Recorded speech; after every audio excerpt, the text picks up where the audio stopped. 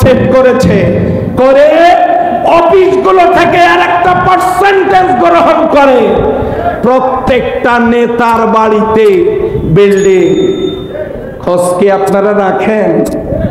আমরা সাংবাদিক না, আমার সামনে বসে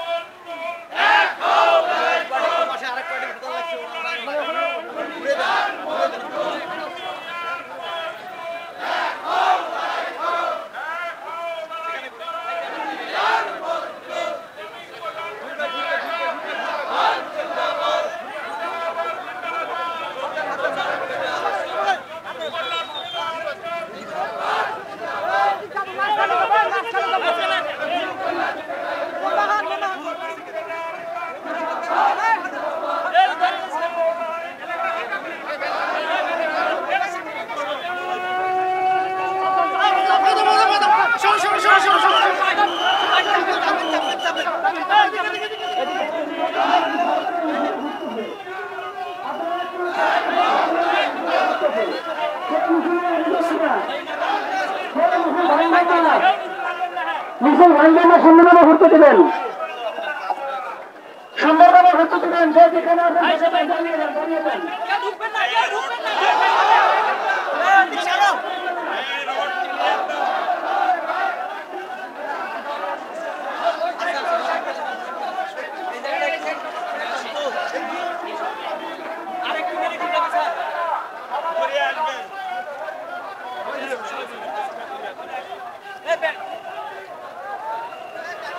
মামা ওই কর্নারে দেন, ওই কর্নারে দেন। রাস্তাটা ক্লিয়ার করুন, রাস্তাটা ক্লিয়ার করুন।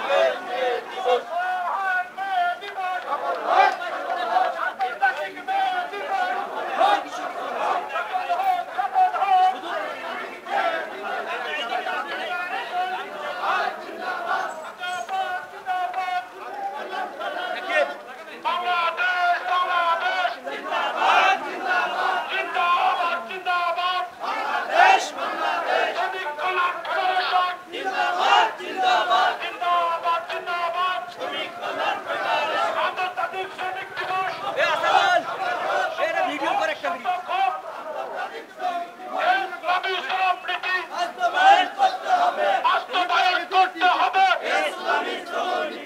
আজকে সমাবেশ সফল হোক, সার্থক হোক। বাংলাদেশ বাংলাদেশ জিন্দাবাদ জিন্দাবাদ। দরকার নাই পিছনে দাও শ্রমিক কল্যাণ ফেডারেশন রাস্তা ক্লিয়ার দাও জিন্দাবাদ জিন্দাবাদ।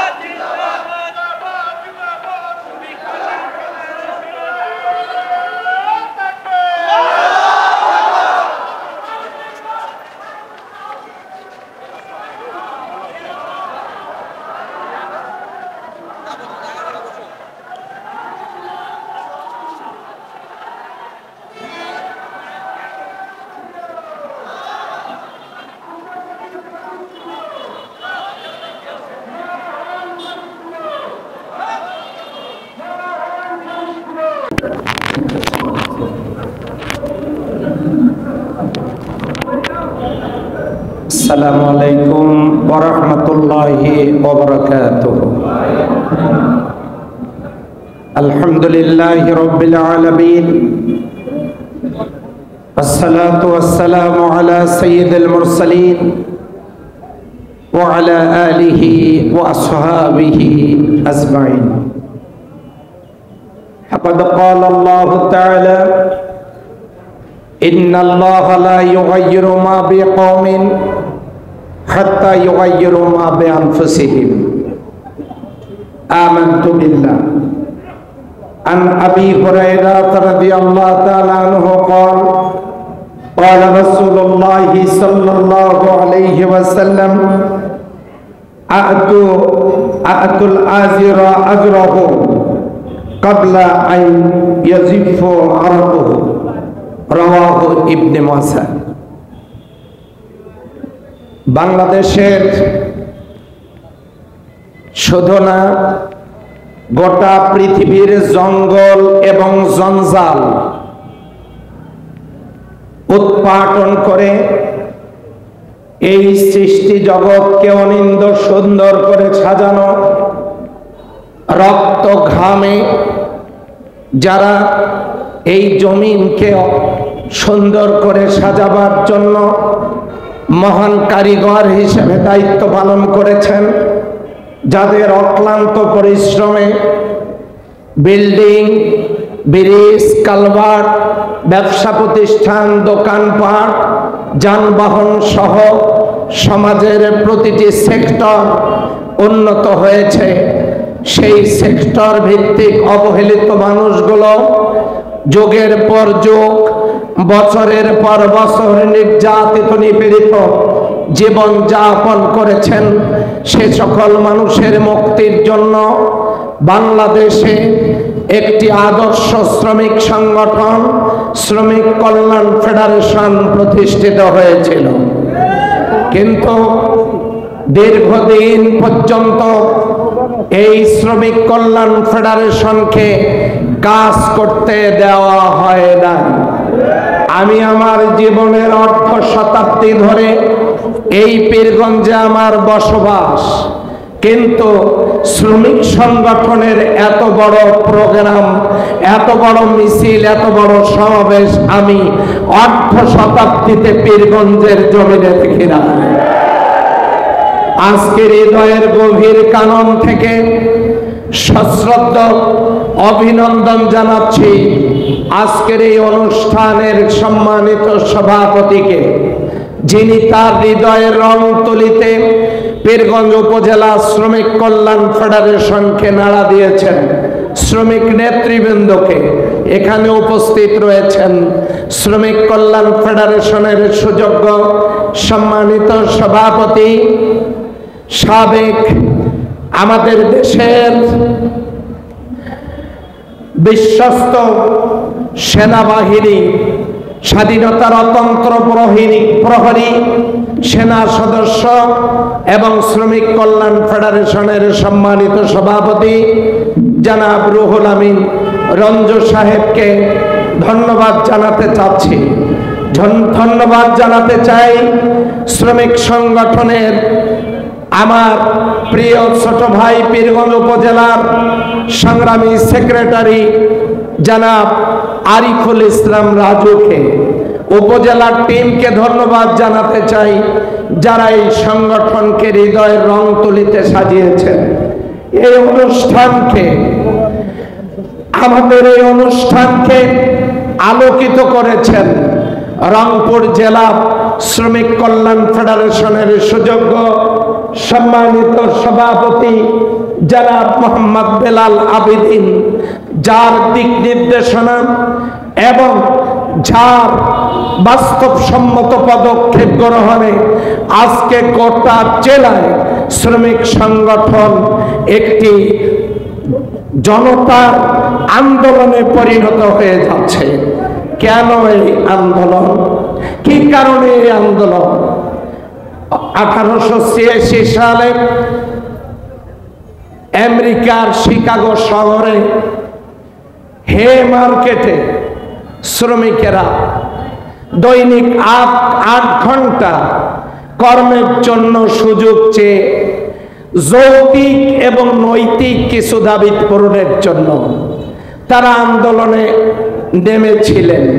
সেই সময় তাদেরকে 18-20 ঘন্টা 24 ঘন্টার মধ্যে মালিক পক্ষের কাজ করে দিতে হতো।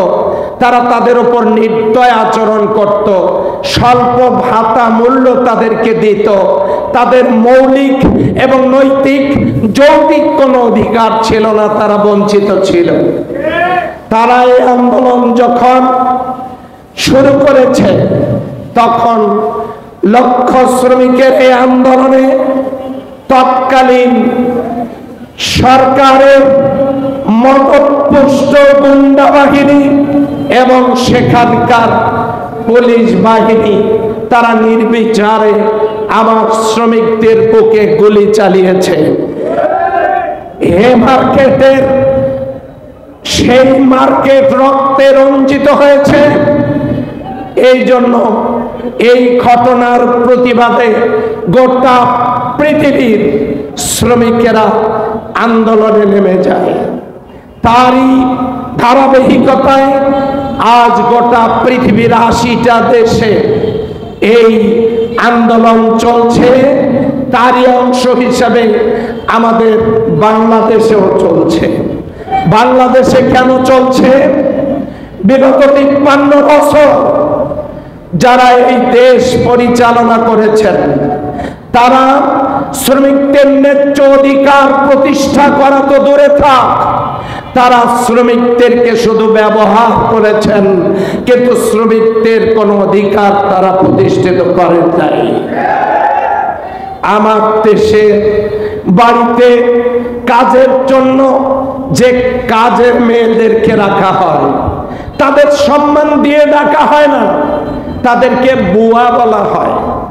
আমাদের দেশে রিক্সাওয়ালাকে চাচা বলে ডাকা হয় না, ভাই বলে ডাকা হয় না, ডাকা হয় এই রিক্সা তুমি যাবে, এই ভ্যান তুমি যাবে। তাদের নাম কি ভ্যান, তাদের নাম কি রিক্সা। কাজের বুয়া ডাকা হয়, তাদের সম্মান দেওয়া হয় না, অথচ তাদের রান্না করা খাবার বাড়িওয়ালা খায়। আর পর্দা সরিয়ে কাজের মেয়ে সেদিকে অপলক দৃষ্টিতে তাকিয়ে থাকে। সবার খাবার শেষে ওই কাজের মেয়েটার কপালে জোটে উচ্ছিষ্ট খাবারের কিছু অংশ। হোটেল শ্রমিকেরা দিবারাত্রি পরিশ্রম করে, তাদের খাবারের খোঁজ নিয়ে দেখেন তাদের খাবারে জোটে সামান্যই কিছু তরি তরকারি। শুধু কি তাই, আমাদের রিক্সা চালক ভ্যান চালকদের ইজ্জত সম্মান দেওয়া হয় না, তাদেরকে মানুষ মনে করা হয় না। চাচা ভাই বলা তো দূরে থাক, রিক্সা ভ্যান বলে ডাক দেওয়া হয়। এভাবে করে প্রত্যেকটা শ্রমিককে সব সেক্টরেই তাদের উপরে চলছে জুলুম নির্যাতন। শয়তানের একটা কর্মসূচি আছে, আমি কি আজকে দেখাবো? আপনারা কি দেখতে চান? ছোট্টবেলা আমি সেই শয়তানের কর্মসূচিটা দেখেছিলাম। সেটা কি, আঙ্গুল এইরকম করে তারা বলে, এ তুমি কি আমার আঙ্গুলটা ধরতে পারবে? পারলে ধরো তো। এইরকম এরকম করে, যেই না হাত বাড়ি দিয়ে ধরে তখন এইরকম করতে করতে এইটা দিয়ে দেয়। কথা বলেন ঠিক কিনা? এটা কি আপনারা জানেন? দেখায় একটা, দেয় আর একটা। বিগত 53 বছর আমার দেশে আমার নেতার এই দেশ যারা পরিচালনা করেছেন তারা শয়তানের মতো দেখাইছে একটা, ধরাইছে আর একটা। কথা বলেন ঠিক? তারা আর একটা ধরাইছে।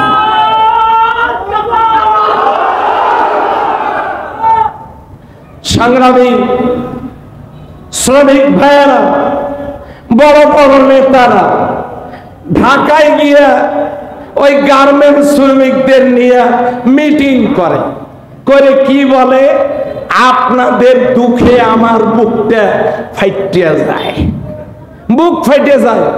এত স্বল্প টাকার বেতনে আপনারা এখানে কর্ম করছেন, আমার মোবাইল নাম্বার রাখেন, কি হবে?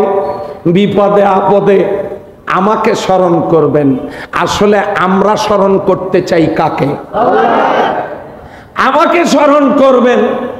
আমার কাছে যাইতে কোনো লোক লাগবে না, একেবারে ডাইরেক্ট যাবেন।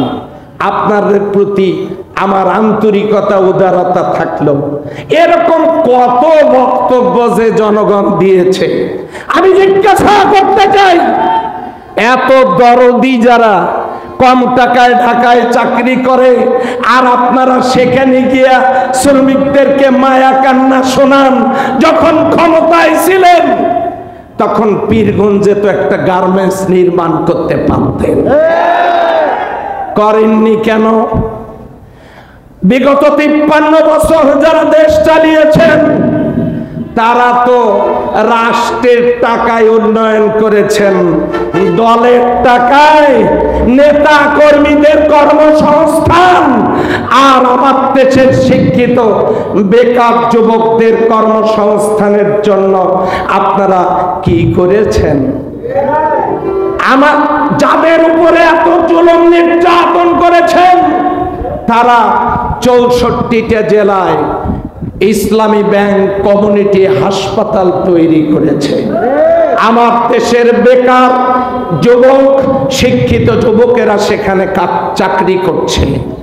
বিশ্বমানের একটা ঔষধ কোম্পানি তৈরি করেছে ইবনে সিনা, গুণাগুণেও সেরা, দামেও কম। হাজার হাজার বেকার যুবকেরা সেখানে চাকরি করছে। বেসরকারি মেডিকেল কলেজ, বেসরকারি বিশ্ববিদ্যালয়, আমার দেশে আন্তর্জাতিক মানের ব্যাংকিং ব্যবস্থা, ইসলামী ব্যাংক প্রতিষ্ঠার মধ্য দিয়ে আমার দেশের বেকার যুবকদের চাকরির ব্যবস্থা করা হয়েছে। অসংখ্য প্রতিষ্ঠান করা হয়েছে।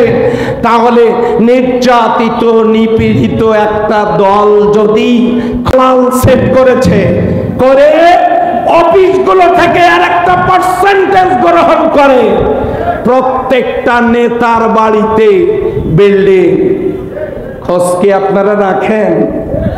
আমরা সাংবাদিক না, আমার সামনে বসে আছেন জাতির জাগ্রত বিবেক সাংবাদিক বন্ধুগণ, প্রিন্ট মিডিয়া, ইলেকট্রিক মিডিয়া, আমার সামনে বসা।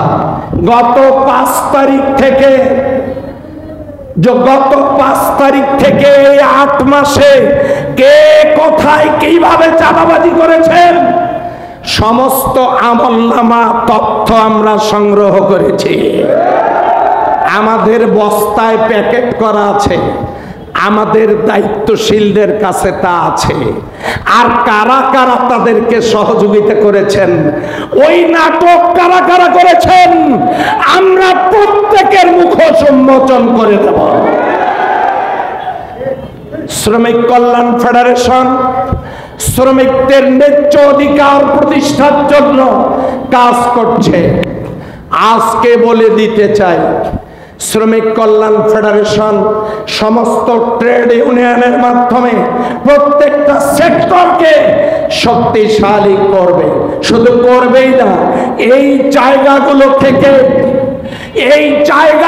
থেকে যত খেকো প্রাণী আছে, চাঁদাবাজ, তারপরে টোলবাজ, যত খেকো প্রাণী আছে, এগুলোর মূলোৎপাটন করে শ্রমিকদের ন্যায্য অধিকার হক আদায়ের ব্যবস্থা করবে।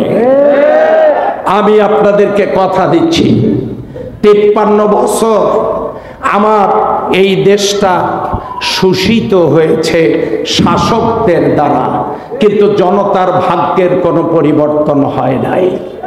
আমি বলতে চাই, যদি হতো তাহলে আমাদের পীরগঞ্জের এই মাগুরার কয়লার খনির উত্তোলনের কাজ কত বড় বড় রাজা মহারাজারা এখান থেকে নেতৃত্ব দিয়েছেন।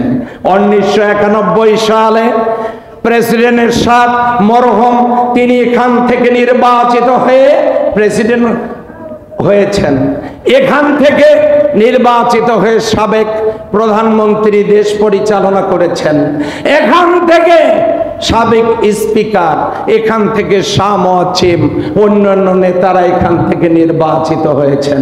সম্মানিত ভাইয়েরা, পীরগঞ্জের কি চাঁদাবাজি বন্ধ হয়েছে? টেন্ডারবাজি বন্ধ হয়েছে? দখলদারিত্ব বন্ধ হয়েছে?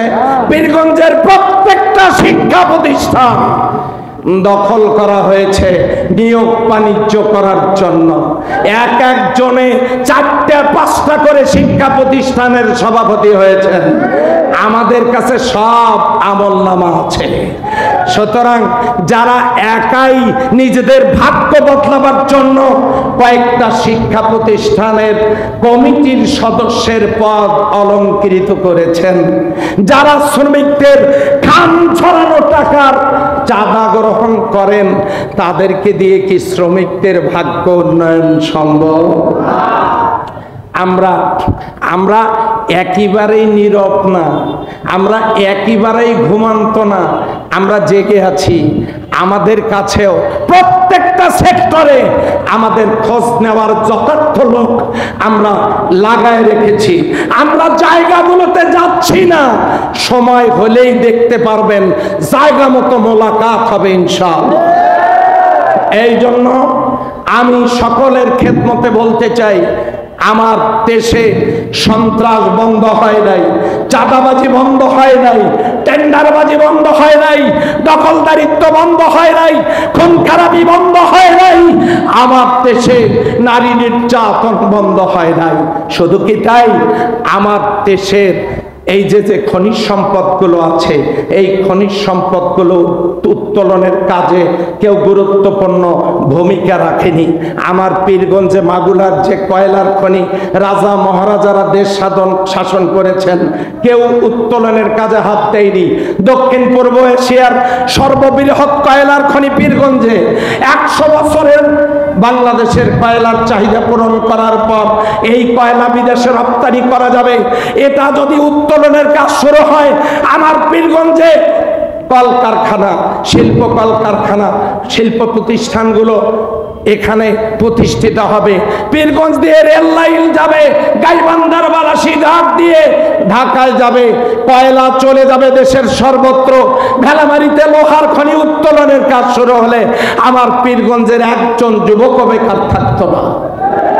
অথচ কার্যকারী কোনো পদক্ষেপ গ্রহণ করা হয় নাই। আপনারা যদি চান চাঁদাবাজ মুক্ত, আমি জামাত ইসলামী করি, চাঁদা দেই না, চাঁদাবাজি করি না, আগামী দিনে চাঁদাবাজি কাউকে করতেও দেব না ইনশাআল্লাহ।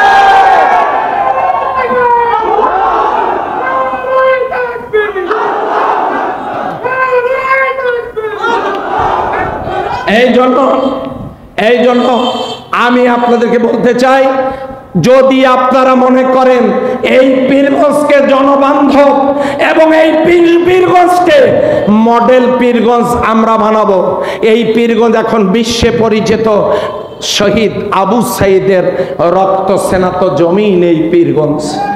আমি আমার সাংবাদিক বন্ধুদেরকে বলতে চাই, আপনারা এই পীরগঞ্জকে বিশ্বের মানচিত্রে তুলে ধরুন।